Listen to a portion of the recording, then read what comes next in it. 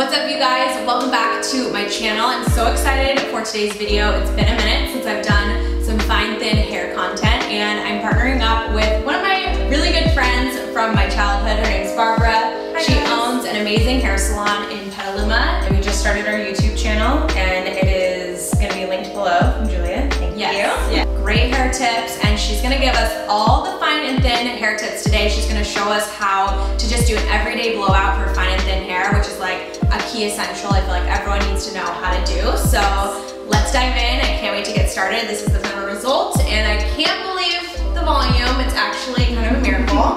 But yeah, let's get started. Alright guys, so we just shampooed Julia, and we used all our & Co products, and we just used Dallas Thickening Shampoo on the roots. Honey, because I live in Dallas, it's perfect. And I always like to really tell my clients the importance of what you're doing in the shower. I really, especially with thin fine hair, to really shampoo the scalp. If you overproduce oil, to really do a double wash. Because oil production is one of the leading causes to hair thinning. So you really— It is? Yes.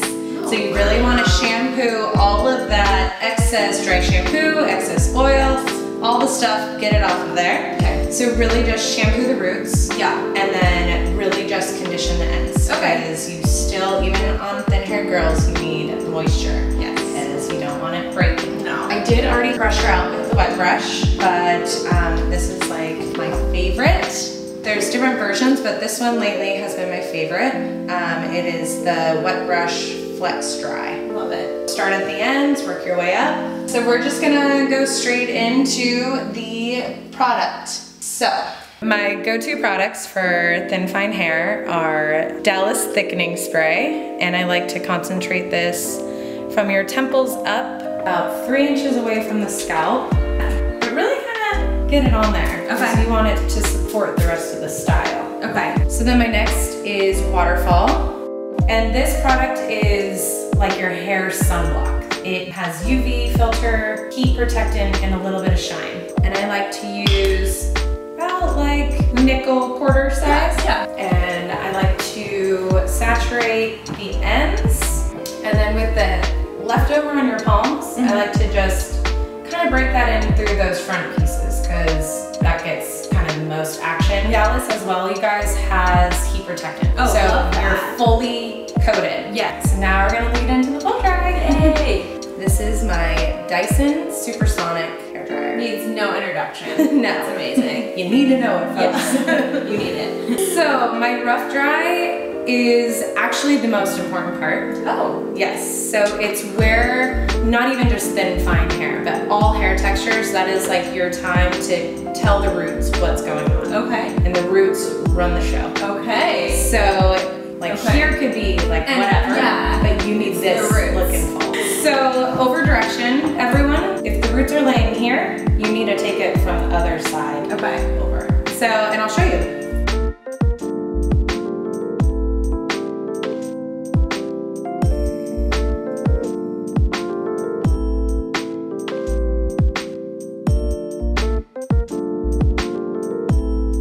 So moving on to getting the round brush involved, my favorite round brush is the Wise Part. Okay. So you have boar bristle and nylon bristles. It just really smooths, doesn't get caught. I'm very against metal round brushes. Oh, really? Okay. Too hot. Thin girls, throw those out, they're gone.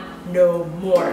Way too much heat. Okay. So this brush also has vented holes. This is just for like smooth, like you want to just like get the volume in, prep it for any other style leading up. Okay. But this is my favorite one. The round brush portion, put your nozzle on. Okay. Helps smooth, shine, but know what you're doing. Okay. Real quick tip.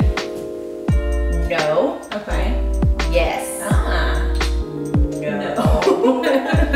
So you want that air just going over the brush. If you ever see someone going like that, get out of their chair. Okay. Yeah. It's gonna burn off. You gotta go.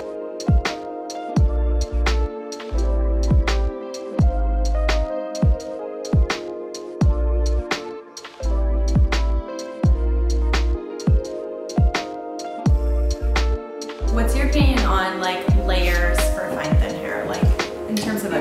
like what's the best way to cut fine thin hair? I think it all depends on the look you're going for. Okay. For like the lob for you, I do very minimal, slight concave tapering type of layers on the front. Okay. Just to kind of connect some of your shorter pieces. Yeah. But it's almost better to do a somewhat of an undercut. Yeah. To create the fullness here, but it makes it look one length. Okay. So like if they're going to the salon and they ask their hairstylist they want their fine and thin hair, what should they request? Like a slight undercut. Okay.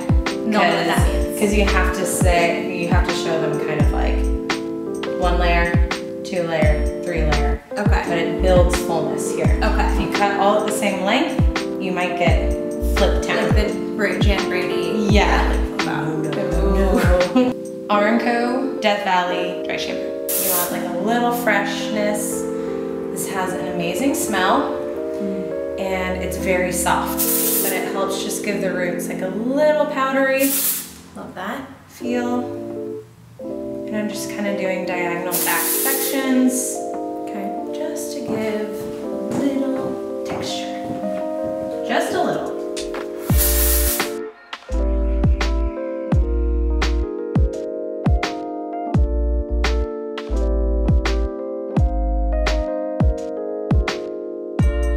All right, you guys, this is the final result. It looks amazing, so much volume.